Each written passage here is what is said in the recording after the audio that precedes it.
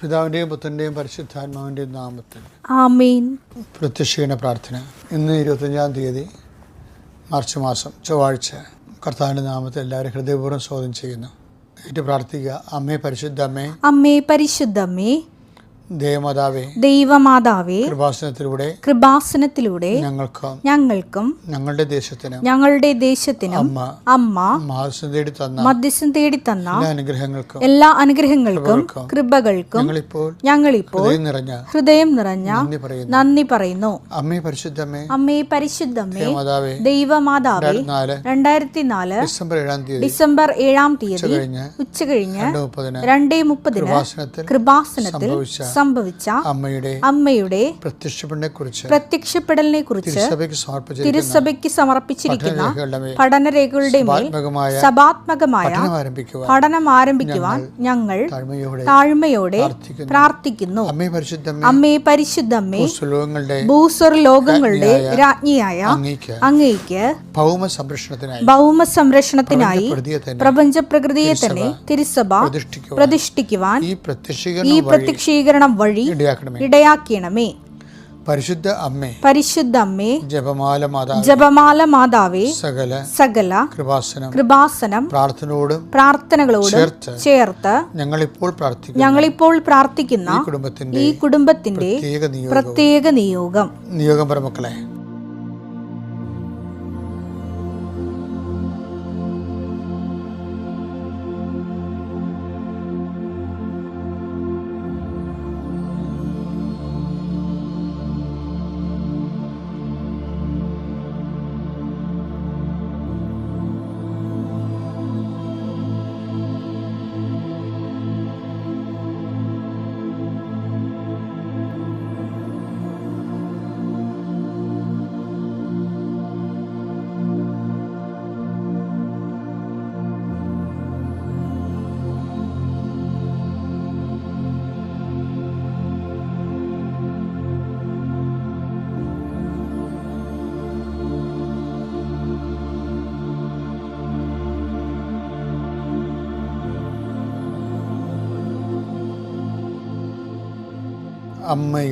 അമ്മയുടെ പ്രത്യക്ഷീകരണത്തിന്റെ ഈ അനുഗ്രഹവേളയിൽ ഞങ്ങൾക്ക് സാധിച്ചു തരുവാൻ കനിയണമേ. ആമേൻ. വിശ്വാസ പ്രമാണം. സർവശക്തനായ പിതാവും ആകാശത്തിന്റെയും ഭൂമിയുടെയും സൃഷ്ടാവുമായ ദൈവത്തിൽ ഞാൻ വിശ്വസിക്കുന്നു. അവിടുത്തെ ഏകപുത്രനും ഞങ്ങളുടെ കർത്താവുമായ ഈശോമിശിഹായിലും ഞാൻ വിശ്വസിക്കുന്നു. ഈ പുത്രൻ പരിശുദ്ധാത്മാവിനാൽ ഗർഭസ്ഥനായി കന്യകാമറിയത്തിൽ നിന്ന് പിറന്ന് പൊന്തിയോസ് പീലാത്തോസിന്റെ കാലത്ത് പീഡകൾ സഹിച്ച് കുരിശിൽ തറയ്ക്കപ്പെട്ട് മരിച്ച് അടക്കപ്പെട്ട് പാതാളങ്ങളിൽ ഇറങ്ങി മരിച്ചവരുടെ ഇടയിൽ നിന്ന് 3-ാം നാൾ ഉയർത്ത് സ്വർഗത്തിലേക്ക് എഴുന്നള്ളി സർവശക്തിയുള്ള പിതാവായ ദൈവത്തിന്റെ വലതുഭാഗത്തിരിക്കുന്നു. അവിടെ നിന്ന് ജീവിക്കുന്നവരെയും മരിച്ചവരെയും വിധിക്കുവാൻ വരുമെന്നും ഞാൻ വിശ്വസിക്കുന്നു. പരിശുദ്ധാത്മാവിലും ഞാൻ വിശ്വസിക്കുന്നു. വിശുദ്ധ കത്തോലിക്കാ സഭയിലും പുണ്യവാന്മാരുടെ ഐക്യത്തിലും പാപങ്ങളുടെ മോചനത്തിലും ശരീരത്തിന്റെ ഉയർപ്പിലും നിത്യമായ ജീവിതത്തിലും ഞാൻ വിശ്വസിക്കുന്നു. ആമേൻ.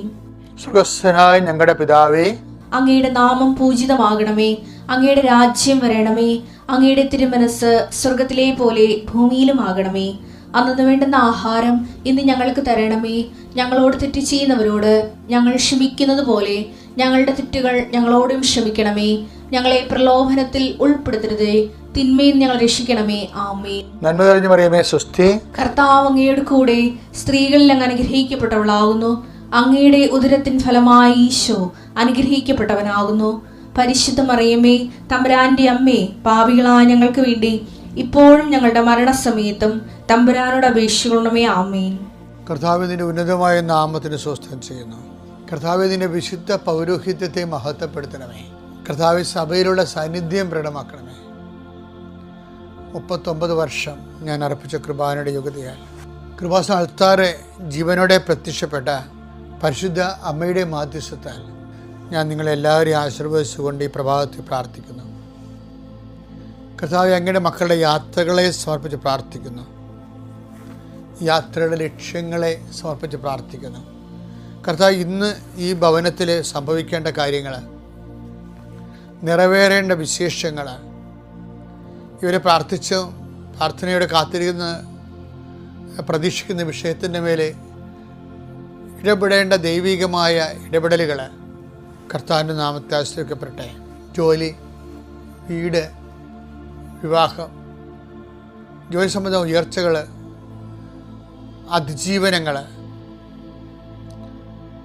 എല്ലാ മേഖലകളിലും കർത്താവിൻ്റെ കാരുണ്യം ചൊരിയട്ടെ എന്ന് പ്രാർത്ഥിക്കുന്നു.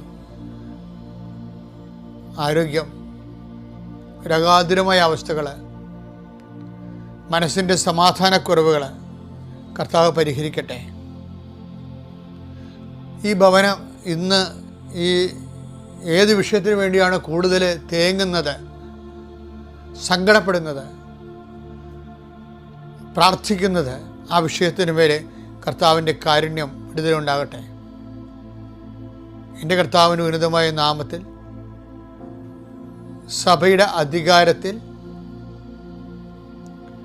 കുരിശിൻ്റെ അടയാളത്തിൽ, ദൈവികമായ ശക്തിയാൽ ഞാൻ ഈ ഭവനത്തെ ആശീർവദിക്കുന്നു. പഠിച്ചിട്ട കുഞ്ഞുങ്ങൾ, പരീക്ഷകൾ എഴുതി നിൽക്കുന്ന കുഞ്ഞുങ്ങൾ, പരീക്ഷയ്ക്ക് ഇപ്പോഴും പഠിച്ചുകൊണ്ടിരിക്കുന്ന മക്കൾ, എല്ലാവരുടെ പഠനങ്ങളെയും പരീക്ഷകളെയും പരീക്ഷാ ഫലങ്ങളെയും കർത്താവ് ആശീർവദിക്കട്ടെ. കർത്താവ് സാമ്പത്തിക വിഷയങ്ങൾ, വരുമാന മാർഗങ്ങൾ, കുടുംബജോലി സംബന്ധമായ വിഷയങ്ങളുടെ മേൽ ദൈവികമായ വിടുതലുണ്ടാകട്ടെ. Lord Jesus Christ, pour out His Spirit. Touch with the fire finger, soak with the precious blood, and authority of the Catholic Church with the power of Jesus Christ, with the merit of some holy priesthood, I bless and hallow this home. എൻ്റെ കർത്താവിൻ്റെ ഉന്നതമായ നാമത്തിൽ, സഭയുടെ അധികാരത്തിൽ, കുരിശടയാളത്തിൽ, ദൈവശക്തി ഇന്നത്തെ മുഴുവൻ സംരംഭങ്ങളെ, യാത്രകളെ, ഉദ്യമങ്ങളെ, ഇടപെടലുകളെ, നീ ചെയ്യുന്ന ഓരോ ജോലികളെയും ദൗത്യങ്ങളെയും കർത്താവ് ആശീർവദിക്കട്ടെ. കർത്താവിൻ്റെ ആശീർവാദം, ദൈവത്തിൻ്റെ സാന്നിധ്യം നിൻ്റെ കുടുംബത്തിൽ ഇന്ന് നിറഞ്ഞു നിൽക്കട്ടെ. എല്ലാ അപകടങ്ങളിൽ നിന്ന് കർത്താവ് സംരക്ഷിക്കപ്പെടട്ടെ. അവിചാരിതവും ആകസ്മികമായ സങ്കടങ്ങളിൽ നിന്ന് കർത്താവ് നിൻ്റെ കുടുംബത്തെയും നിൻ്റെ ജീവിതത്തെയും നിൻ്റെ ഗുണപ്പറപ്പുകളെയും മോചിപ്പിക്കട്ടെ. നിത്യം പിതാവും പുത്രനും പരിശുദ്ധാത്മാവുമായ സർവ്വേശ്വരൻ എന്നേക്കും ആമേൻ. എൻ്റെ പ്രിയപ്പെട്ടവരെ, ചിന്താ പദ്ധതികളാണ് ലോകത്തെ എപ്പോഴും നയിച്ചിട്ടുള്ളത്. ചിന്താ പദ്ധതികളിൽ എപ്പോഴും മനുഷ്യനെ നന്മയുടെ പക്ഷത്ത് നിർത്തിക്കൊണ്ട് ചിന്തിക്കുന്നവരുണ്ട്, മനുഷ്യനെ തിന്മയുടെ പക്ഷത്ത് നിർത്തിക്കൊണ്ട് ചിന്തിക്കുന്നവരുണ്ട്. അതിൻ്റെ കാരണം നമ്മൾ താൻ തന്നെ ഏത് പക്ഷത്ത് നിർത്തിയിരിക്കുന്നു എന്നുള്ളതാണ്. ഇപ്പം പെസിമിസ്റ്റ് ആയിട്ടുള്ള ആൾക്കാരുണ്ട്, ഒപ്റ്റിമിസ്റ്റ് ആയിട്ടുള്ള ആൾക്കാരുണ്ട്. ഒപ്റ്റിമിസം എന്ന് പറയുമ്പോൾ ജീവിതത്തിൻ്റെ ഒരു നന്മകളെ കാണുന്നതാണ്. പെസിമിസം എന്ന് പറയുമ്പോൾ ജീവിതത്തിൻ്റെ മോശം വശങ്ങൾക്ക് ഹൈലൈറ്റ് ചെയ്യുന്നവരുണ്ട്. ഇപ്പം ഓരോരോ കാലങ്ങൾ, ഈ മനസ്സെന്ന് പറഞ്ഞ സംഭവമില്ലേ, അത് ഒരു പ്രത്യേക ആംബിയൻസിൽ പ്രവർത്തിക്കുമ്പോൾ വേറെ ഒരു ഉൽപ്പന്നം ഉണ്ടാകും. ഇപ്പോൾ 1944 സാർത്തർ എന്ന് പറയുന്ന ഫിലോസഫർ, അദ്ദേഹത്തിൻ്റെ ഫേമസ് ആയിട്ടുള്ള കോട്ട് പറയണത് ദ അതർ ഈസ് ഹെൽ എന്ന് പറയണത് സാത്ര. അവരൻ എന്ന് പറയുന്നത് നരകമാണെന്ന് പറയും. അവരൻ നരകം. അതിന് അദ്ദേഹം പറഞ്ഞതിൻ്റെ കാരണം വെച്ച് കഴിഞ്ഞാൽ, എനിക്ക് ലഭിക്കാനുള്ളത് മറ്റൊരാൾ തട്ടിയെടുക്കും. അപ്പം ഞാനൊരു വിഷയത്തിന് വേണ്ടി, ഒരു സിനിമ ടിക്കറ്റിന് വേണ്ടി ക്യൂ നിൽക്കുകയാണ്, അല്ലെങ്കിൽ വെള്ളത്തിന് വേണ്ടി ക്യൂ നിൽക്കുകയാണ്. അപ്പം അടുത്ത ആളെ വെച്ചുകൊണ്ട് ആ ടിക്കറ്റ് തീരുകയാണെങ്കിൽ അയാളില്ലായിരുന്നെങ്കിൽ എനിക്ക് കിട്ടിയനമല്ല. അപ്പം എനിക്ക് കിട്ടിയനമല്ല എന്ന് ചിന്തിക്കുമ്പോഴാണ് മറ്റുള്ളവർ ഹെല്ലാകണത്. അപ്പം എനിക്ക് കിട്ടാനുള്ളൊരു മറ്റുള്ളവർക്ക് കിട്ടിയെന്ന് പറയുമ്പോൾ അവിടെ വെച്ചാണ് ഈ നരകം രംഗത്ത് വരണത്. നരകം നമ്മൾ തന്നെയാണ്, നമ്മൾ കാണുന്ന പോലെ ഇരിക്കും. നരകം എന്ന് വെച്ചാൽ ബൈബിളിൽ പറയുന്ന നരകം നമ്മൾ തന്നെയാണെന്നല്ല ഞാൻ പറഞ്ഞത്. നമുക്ക് വേണമെങ്കിൽ നരകത്തെ സൃഷ്ടിക്കാൻ പറ്റും നമ്മുടെ രീതിയിൽ.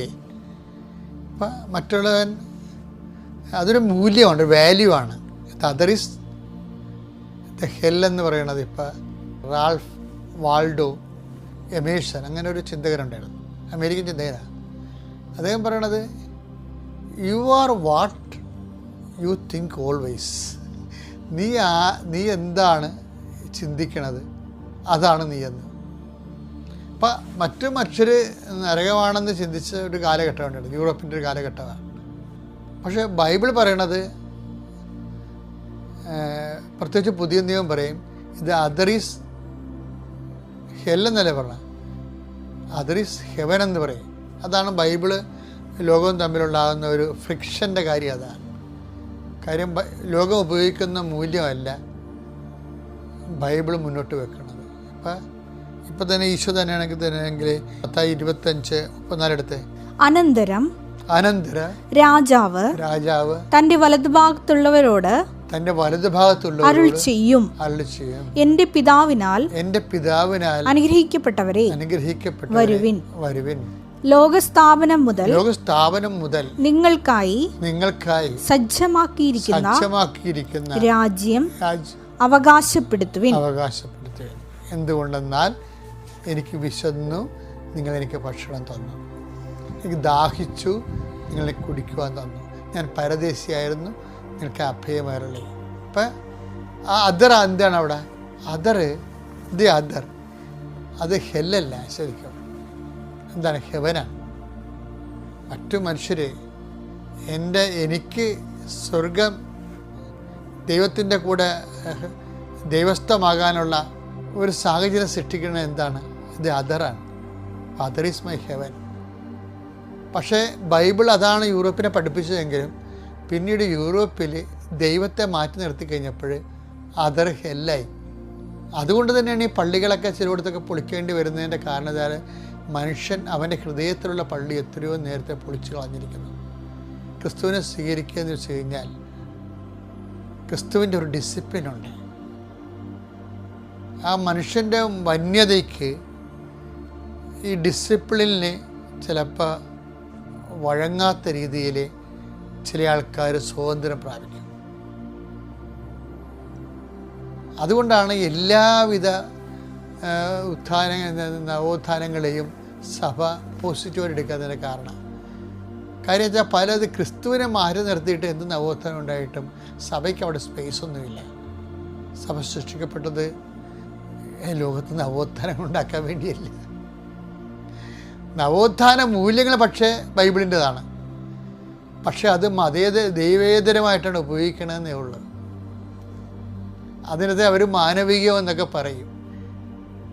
ഈ മാനവികം എന്ന് പറഞ്ഞാലും മാനവികത്തെ ഇത്രയും സബ്ലിമേറ്റ് ആക്കിയെടുത്തതിൽ, മാനവികത ഇത്രയും ദൈവികമാക്കിയെടുത്തതിൽ ബൈബിള് ഒരു ഈസ്റ്റ് ചേർന്ന പോലെ, മാവിൽ ഈസ്റ്റ് ചേർന്ന പോലെ ശരിക്കും മനുഷ്യത്വത്തെ വളർത്തിയിട്ടുണ്ട്. കാര്യം ബൈബിളിൻ്റെ വാല്യൂ സിസ്റ്റം അതാണ്. Other is heaven. നോൻപിൻ്റെ കാലമാണിത്. ഒത്തിരിയേറെ ഉപയോഗപ്രവർത്തനങ്ങൾ നമ്മൾ ചെയ്യുന്നതാണ്. ഉപയോഗപ്രവർത്തനങ്ങൾ വസ്ത്രമില്ലാതെ വസ്ത്രം കൊടുക്കുക, അതുപോലെ തന്നെ ഭക്ഷണമില്ലാതെ ഭക്ഷണം കൊടുക്കുക.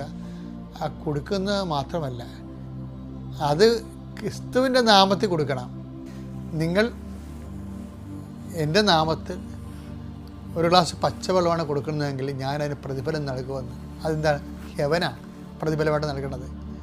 ക്രിസ്തു തൻ്റെ രാജ്യത്തെ തന്നെയാണ്, ആ രാജ്യത്തിൻ്റെ ഒരു മുന്നാസ്വാദനം നമ്മളുടെ ജീവിതത്തിൽ ഈ ഭൗതിക ലോകത്ത് സംരംഭ്യമാകുന്നതിന് വേണ്ടിയാണ് നമ്മളെ മറ്റുള്ളവരെ സ്വർഗത്തിലേക്കുള്ള ചവിട്ടുപടിയായിട്ട് കാണുവാനും അവരെ ദൈവത്തിൻ്റെ മുഖം അവരെ കാണുവാൻ വേണ്ടി നമ്മൾ തന്നെ ദൈവത്തിൻ്റെ മുഖം സ്വീകരിക്കുന്ന ഒരു വലിയ പ്രക്രിയയാണ് സുവിശേഷം സ്വീകരിക്കുന്നത്.